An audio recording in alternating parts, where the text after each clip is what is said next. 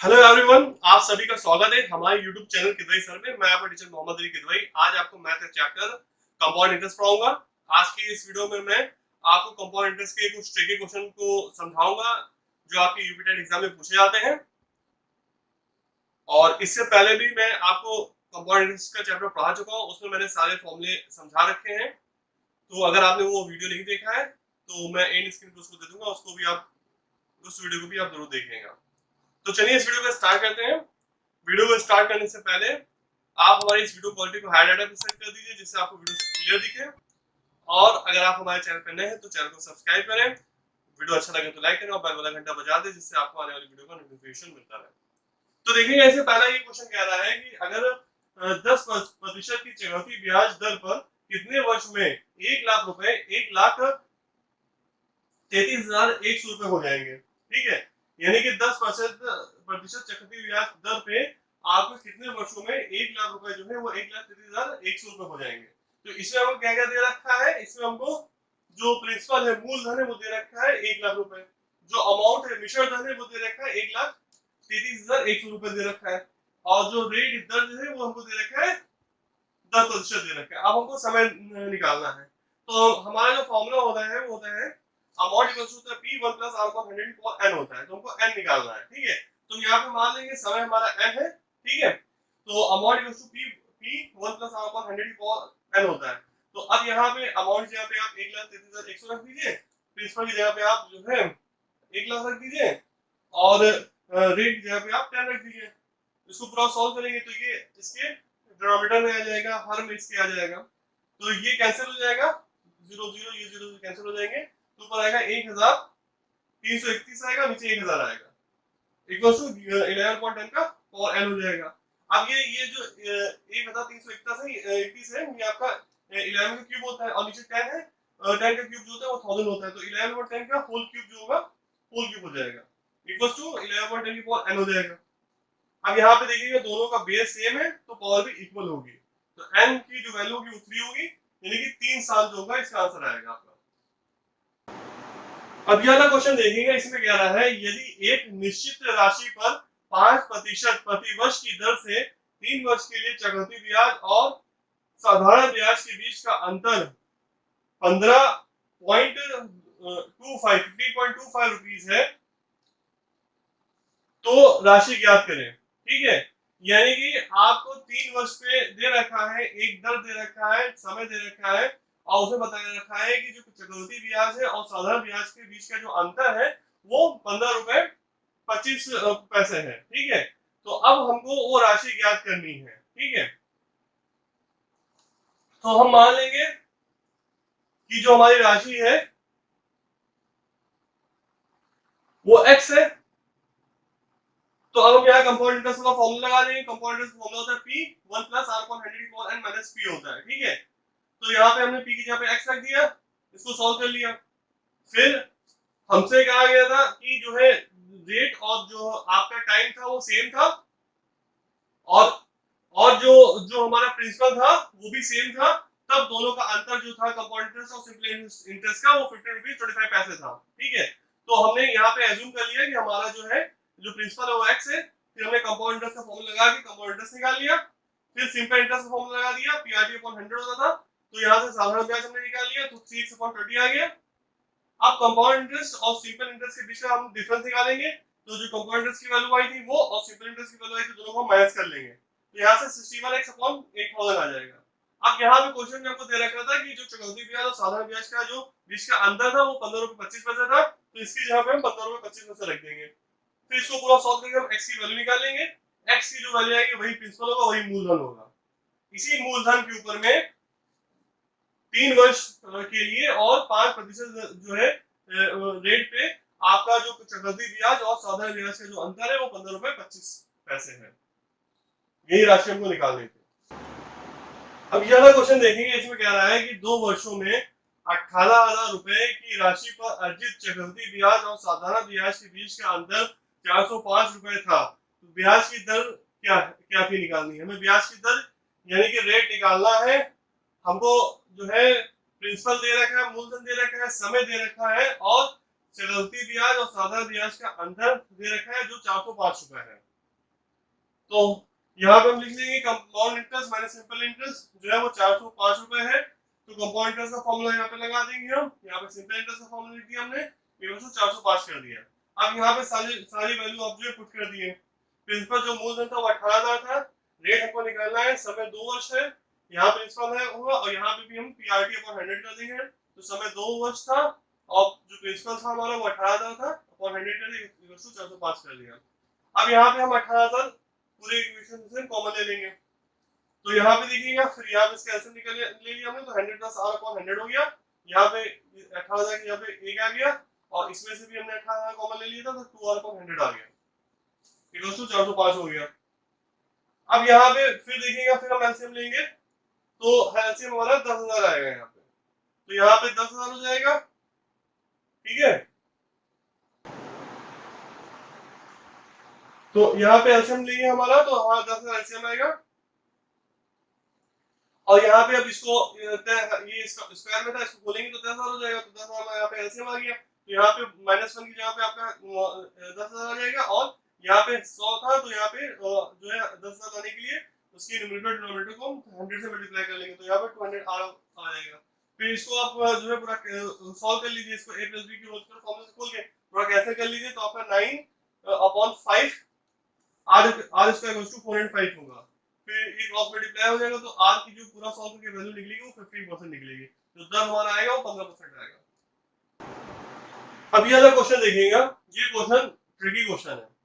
इसमें कह रहा है कि एक निश्चित राशि 2 वर्ष में 7,350 रुपए और 3 वर्ष में 8,575 रुपए हो जाती है, दर प्रतिशत और मूलधन ज्ञात कीजिए, ये हमसे कहा गया है। तो अब देखिएगा, इसमें हमको एक चीज ये दे रखी थी कि कोई आपका मूलधन था, कोई आपका प्रिंसिपल था, वो 2 वर्ष में 7,350 बन रहा है और 3 वर्ष में आपका 8,575 बन रहा है। तो अब हमको 10% और मूलधन निकालने कहा गया है, ठीक है। तो अब इसमें हम सबसे पहले क्या करेंगे कि ये जो साधारण ब्याज है 7,350 रुपए पर 1 साल के लिए वो निकालेंगे, ठीक है। तो अब देखिएगा, जो आपका 7,350 है, फिर आपका वो 8,575 बन रहा है, ठीक है। 2 वर्ष में आपका अमाउंट बन रहा है 7,350, 3 वर्ष में 8,575 बन रहा है। तो अब इन दोनों का जो डिफरेंस होगा वो आपका साधारण ब्याज होगा। यानी कि अगर 1 साल की हम बात करें, 1 साल की साधारण ब्याज की बात करें, तो जो आपका ये 8,575 है, ये अमाउंट हो जाएगा और ये आपका प्रिंसिपल हो जाएगा। यानी कि 1 साल में आपका जो है, ये आपका क्या होगा, ये मूलधन हो जाएगा, प्रिंसिपल हो जाएगा 7,350, और 8,575 जो होगा वो मिश्र धन हो जाएगा 1 साल के लिए, ठीक है।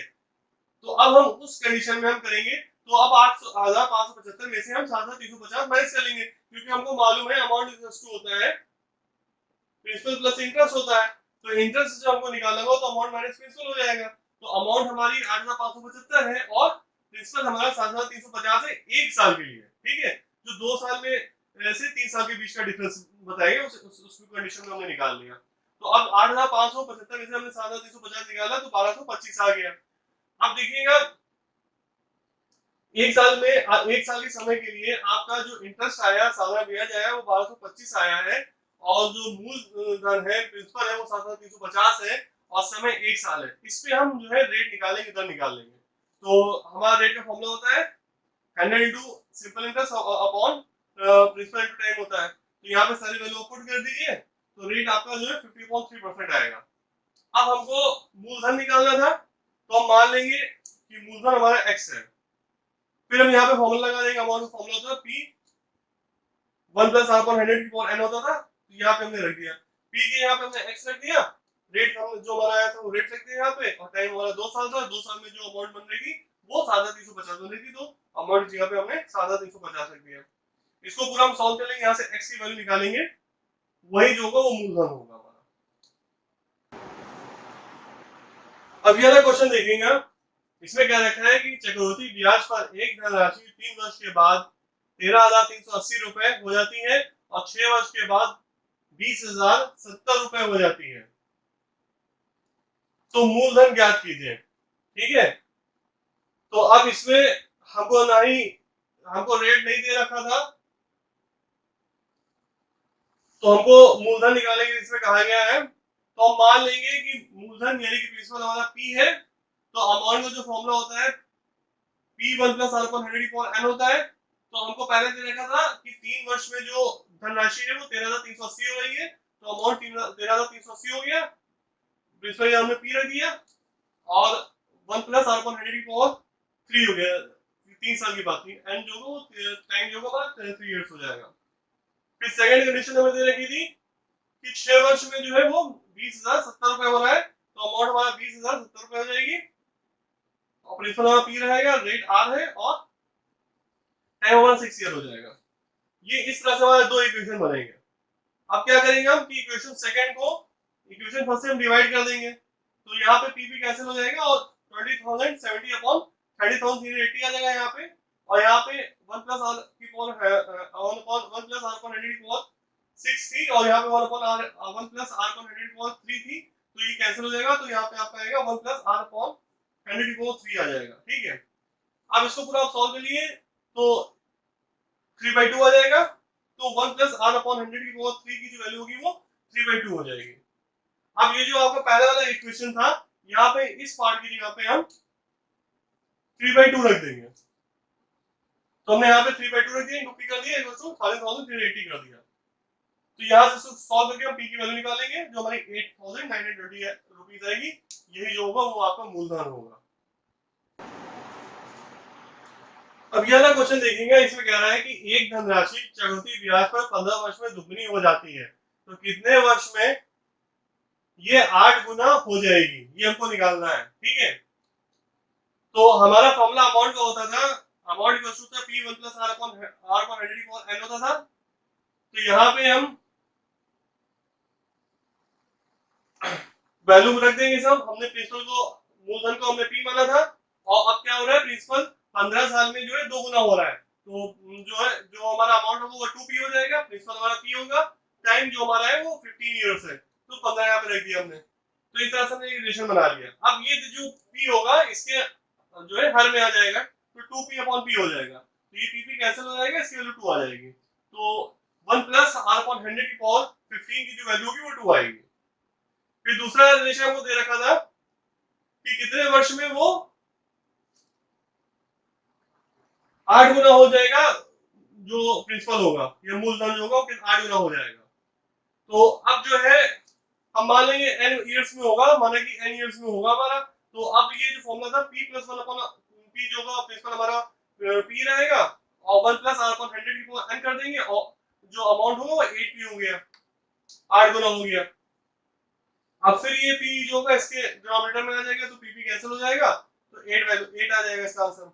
अब यहाँ पे देखिएगा 8 को हम 2 की पावर 3 लिख सकते हैं,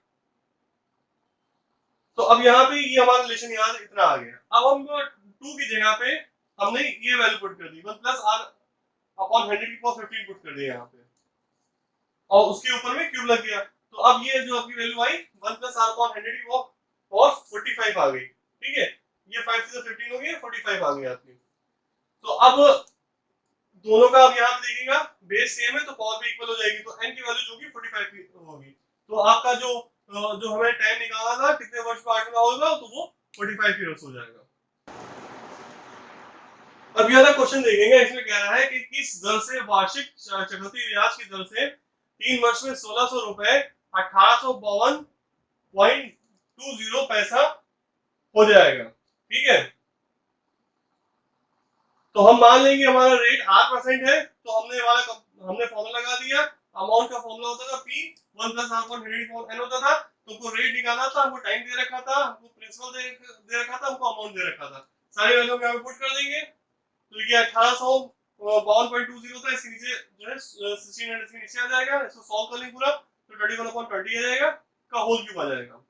अब यहाँ पे दोनों क्यूब से कैंसिल हो जाएंगे, तो 1 प्लस R अपॉन 100 की वैल्यू जो होगी 21/20 हो जाएगी, तो R अपॉन 100 की वैल्यू 1/20 हो जाएगी, तो R की वैल्यू जो होगी अभी वो 5% आएगा।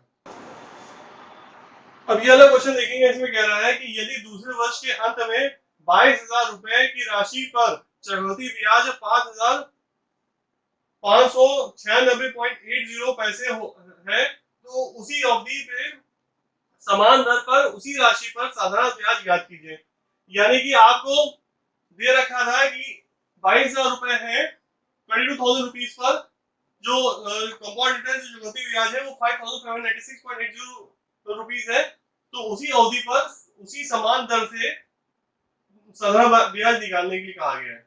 और तो अब देखिएगा यहाँ पे हमको जो दे रखा है, ये हमको जो हमारा जो फॉर्मूला होता है कंपाउंड इंटरेस्ट का चक्रवृद्धि ब्याज का, वो होता है अमाउंट माइनस प्रिंसिपल होता है। ठीक है, तो यहाँ से हम अमाउंट निकालें तो प्रिंसिपल इंटरेस्ट हो जाएगा, तो अमाउंट इक्वल टू हो जाएगा कंपाउंड इंटरेस्ट प्लस प्रिंसिपल हो जाएगा। तो कंपाउंड इंटरेस्ट हमारा इतना दे रखा था 5596 दे रखा था, और प्रिंसिपल हमारा 22,000 दे रखा था, तो दोनों को ऐड कर देंगे, यहाँ से हम अमाउंट निकाल लेंगे। फिर एक और फॉर्मूला हमारा अमाउंट का होता था, अमाउंट इक्वल टू होता था P1 प्लस R अपॉन 100 की पावर n होता था। ठीक है, तो यहाँ पे हम सारी वैल्यू पुट कर देंगे। प्रिंसिपल हमारा जो 22,000 था, रेट हमको नहीं दे रखा है, और टाइम हमारा 2 इयर्स था। यहाँ पे हमने सारी चीजें पुट कर दिया, और अमाउंट यहाँ पे जो हमने वैल्यू यहाँ पे निकाली उसको हमने यहाँ पे रख दिया। फिर ये जो होगा इसके डिनोमिनेटर में चला जाएगा, फिर इसको हम पूरा कैंसिल कर लेंगे, तो यहाँ से हमारी आर की जो वैल्यू आएगी वो 12% आ जाएगी।